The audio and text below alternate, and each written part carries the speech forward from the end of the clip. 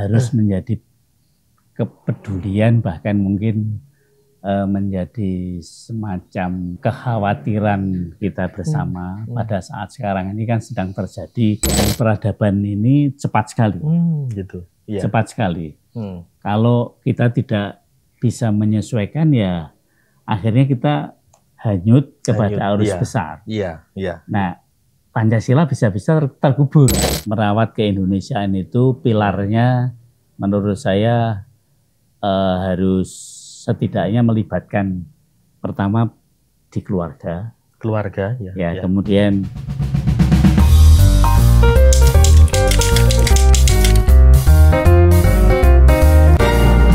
Assalamualaikum warahmatullahi wabarakatuh. Apa kabar pemirsa? Kita berjumpa kembali di Linca Pak Karso. Selamat sore Pak Karso. Terima kasih. Terima kasih. Sehat, Ji? Terima kasih, Alhamdulillah. Alhamdulillah, Ji. Jadi kita nyuwun dawuh Pak Karso soal pendidikan karakter berbasis Pancasila. Karena Pancasila itu adalah dasar negara dan setiap warga negara tentu harus punya kemampuan untuk mengamalkan itu dan diimplementasikan ke dalam kebijakan, termasuk di pendidikan. Yang Pak Karso bisa uraikan ke kami apa secara umum dulu untuk topik ini?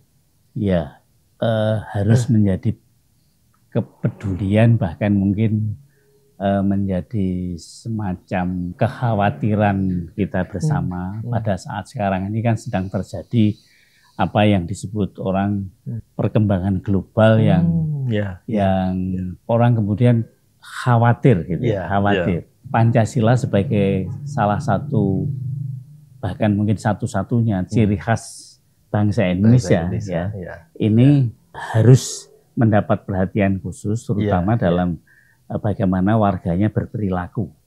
Seperti itu. Nah, berperilaku yang penting di dalam dunia global ini kan bagaimana bisa beradaptasi. Nah, beradaptasi dengan lingkungan global yang ada ini harus ada pegangannya menurut saya. Gitu ya. Nah, itulah Pancasila sebagai dasar negara ya, Mas Isi. Itu harus menjadi perhatian bagi kita semua, terutama adalah pemimpin negara, kemudian tokoh-tokoh masyarakat yang lalu mengajarkan, mengajak, memberi contoh teladan kepada mayoritas bangsa, dalamnya adalah warga negara. Saya kira seperti itu. Perubahan peradaban ini cepat sekali, cepat sekali. Kalau kita tidak bisa menyesuaikan, ya akhirnya kita hanyut kepada arus besar. Nah, Pancasila bisa-bisa terkubur karena hanyut tadi gitu. Ini yang menjadi kepedulian kita, semacam pemikiran untuk bagaimana supaya dasar negara ini tidak kandas, tidak terkubur, bahkan menjadi kebanggaan lalu dipedomani bersama warga negara. Dan itulah tadi saya katakan sebagai bagian dari pengembangan karakter bangsa.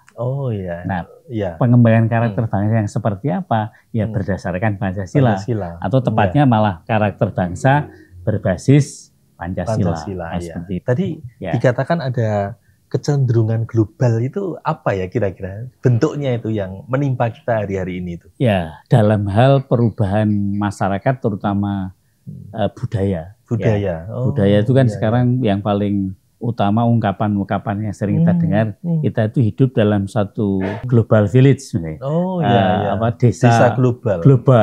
Artinya batas-batas fisik itu tidak terlalu penting. Karena nyatanya kita halo-halo gitu, satu di perkembangan Eropa, telekomunikasi dan sebagainya, bahkan mungkin digital itu luar biasa. Nah, perkembangan ini menjadi cepat sekali gitu ya. Nah, ini harus ada filter menurut saya, ada penyaring. Nah, penyaringnya itu adalah nilai-nilai, terutama adalah nilai-nilai berbangsa atau bernegara dari Pancasila. Jadi kan perkembangan global itu tidak mungkin kita tolak ya, karena itu sesuatu yang memang sudah zamannya gitu. Tapi kita kan mestinya punya resep ya, itu cara menghadapi globalisasi itu seperti apa? Ya tadi saya katakan pentingnya penguatan budaya. Kata Pak Karno dulu gotong royong ya, harus kerjasama. Betul. Itu yang maksudnya di Pers itu yang sama di antara yang lain, karena kita itu Bhinneka Tunggal Ika ya. Demikian juga akhlak kita itu selalu mengutamakan hal yang baik dibandingkan yang tidak baik, karena seperti itu misalnya. Jadi akhlak kita pada dasarnya adalah baik. Seperti itu. Betul.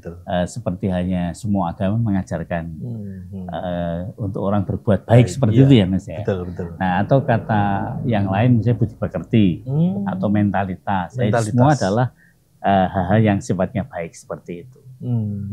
Dalam pandangan saya Mas Is, kalau orang tetap kukuh pendirian bahwa ada sesuatu yang menjadi panduan untuk berbuat baik tadi, apapun terpaan, ini tadi tetap akan menang. Nah, menurut saya dua yang paling pokok untuk bisa menjadi filter dan kemudian jadi pegangan itu adalah agama sama budaya. Nah, gitu. Tetapi mengapa Pancasila? Pancasila itu diperes dari itu, dari agama dan juga budaya Indonesia. Saya kira seperti itu. Ada 5 sila. Sekarang kalau dulu tahun lama dulu ada 36 butir, sekarang sudah menjadi 45 butir. Artinya 5 sila dengan 45 butir itulah yang akan menjadi panduan untuk bertindak, berperilaku, bersikap, kira-kira seperti itu ya untuk ini pada bangsa kita. Itu kan kaitannya dengan apa yang disebut nasionalisme atau kebangsaan ya. Seperti apa kalau sekarang kita memaknai kebangsaan itu? Kebangsaan ini kan rasa memiliki bangsa itu sendiri, mempertahankan bangsa itu sendiri. Betul. Dalam hal ini isinya tadi adalah budaya bangsa, tatanan berbangsa, seperti itu ya. Ini yang jadi penting sekali, termasuk akhirnya Indonesia sebagai negara ini harus dipertahankan sebagai bagian dari yang istilahnya dulu ada istilah batuk sak nyari bumi itu dipertahankan seperti itu. Inilah saya kira penting untuk kita lakukan bersama-sama gitu ya.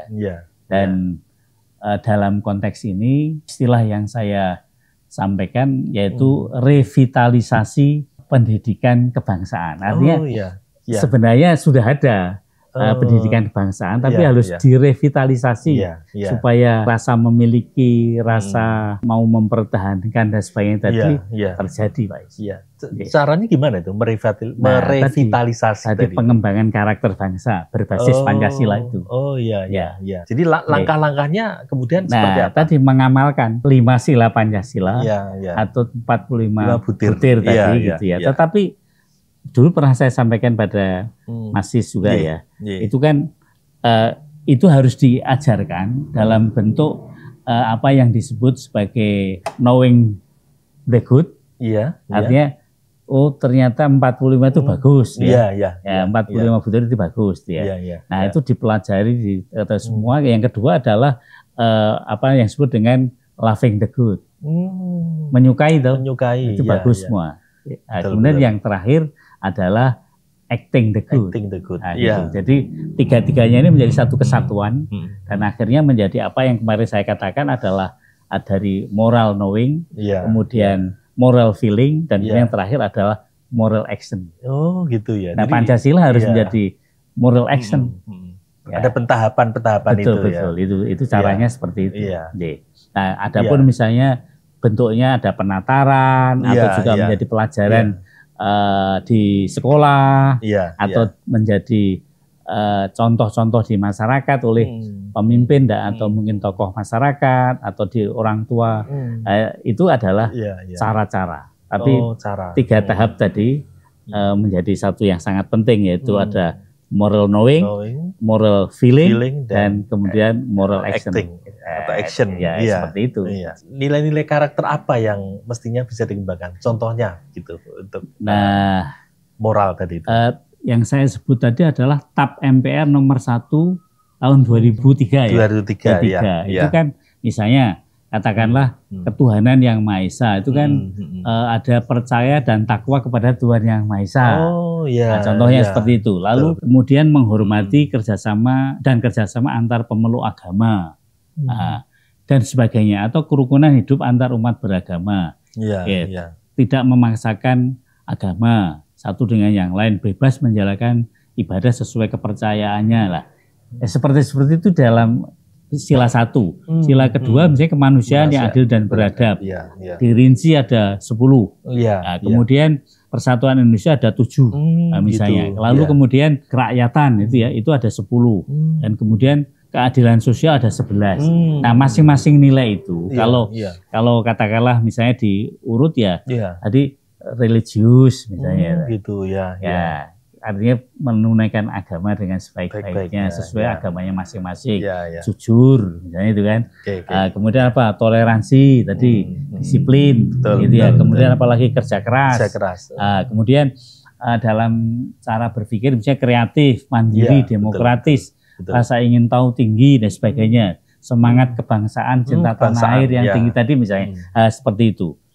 Atau katakanlah misalnya ada peduli sosial tadi yang kita sebelumnya bahas, yaitu atau tanggung jawab atas pekerjaannya, atas apa yang harus dilakukan. Banyak sekali yang disitu seperti itu. Artinya moral feeling-nya itu terbentuk dan akhirnya melakukan moral action tadi. Iya, berarti kalau saya pikir ini kan bisa menjadi satu kerangka besar untuk merawat keindonesiaan. Nah, betul-betul. Itu seperti apa, Pak Karso, yang terkait dengan ini? Saya ingin mengulangi tadi, merawat keindonesiaan itu pilarnya menurut saya harus setidaknya melibatkan pertama di keluarga, kemudian di lingkungan terdekat, katakanlah misalnya masyarakat di lingkungannya, gitu ya, atau tempat bekerja atau tempat di mana anak itu berada misalnya. Yang ketiga adalah lembaga pendidikan. Nah, ini dilibatkan semuanya, sama-sama bertanggung jawab, termasuk para tokoh agama misalnya, pengurus gereja, pengurus masjid, pengurus lembaga-lembaga agama yang lain, ini adalah bagian dari yang tak terpisahkan begitu. Dan mereka bekerja sama satu dengan yang lain, kemudian saling mengisi satu yang lain. Kalau ada kekurangan dan kesalahan saling mengingatkan, seperti itu menjadi sesuatu yang sangat penting Mas untuk itu. Gitu ya. Jadi signifikansinya kemudian harus dirasakan dari lingkungan keluarga, kemudian masyarakat, dan itu sebisa mungkin mengikat kita sebagai satu negara, satu bangsa. Gitu. Iya, dari seluruhnya tadi sebenarnya saya mempunyai satu pandangan begini Mas.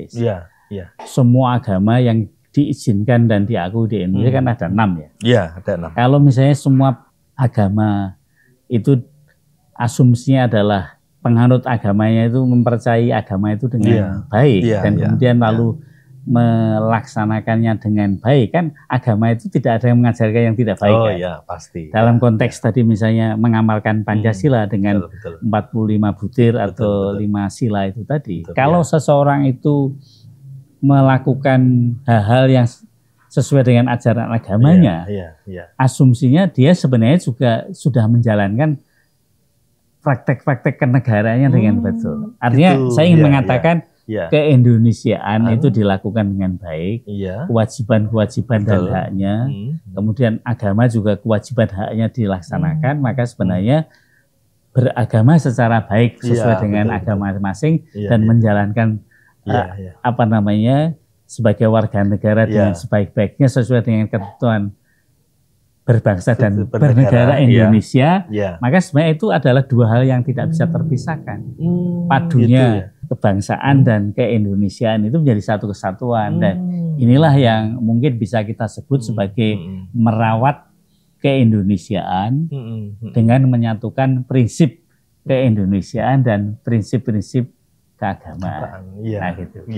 Jadi dalam konteks ini juga kita tidak akan mempersoalkan jika misalnya ada perbedaan begitu ya. Ya, dulu kita pernah bahas ya Pak tentang toleransi beragama misalnya. Itu kan masing-masing diberi kebebasan sesuai dengan kepercayaan. Tapi kita yakin bahwa negara mengakui 6 agama itu semuanya mengajarkan kebaikan. Semuanya mengajarkan tadi dalam konteks ini adalah karakter yang baik. Nah, karakter berbangsa, karakter beragama menjadi satu kesatuan, insya Allah akan membawa bangsa ini ke masa depan yang baik. Betul, ya. Kayak gitu. Itu inti daripada pendidikan karakter berbasis Pancasila betul, tadi. Betul, ya gitu. Wah, luar biasa ini temanya gitu. Cuman kita memang dibatasi oleh rezim waktu, Pak Karso. Jadi ya kita banyak memperoleh insight yang mencerahkan terkait dengan pendidikan berbasis karakter Pancasila tadi. Ya. Baik, terima kasih waktunya Pak Karso. Kita nampaknya harus mengakhiri untuk kesempatan kali ini. Maturun, mudah-mudahan banyak generasi kita masih bisa hafal Pancasila dan menjalankan ajaran Pancasila itu dengan sebaik-baiknya. Kemudian juga bagi para pemeluk agama mengerjakan sesuai dengan perintah agamanya masing-masing. Ini insya Allah paduan duanya ini akan menjadikan Indonesia yang lebih sejahtera, adil dan makmur ya. Iya, insya Allah. Pemirsa, demikian percakapan hari ini tentang pendidikan karakter berbasis Pancasila. Semoga kita semua bisa mengambil kebaikan dari hasil diskusi kita pada kesempatan kali ini. Sekian, terima kasih. Jumpa lagi dalam episode berikutnya. Wassalamualaikum warahmatullahi wabarakatuh.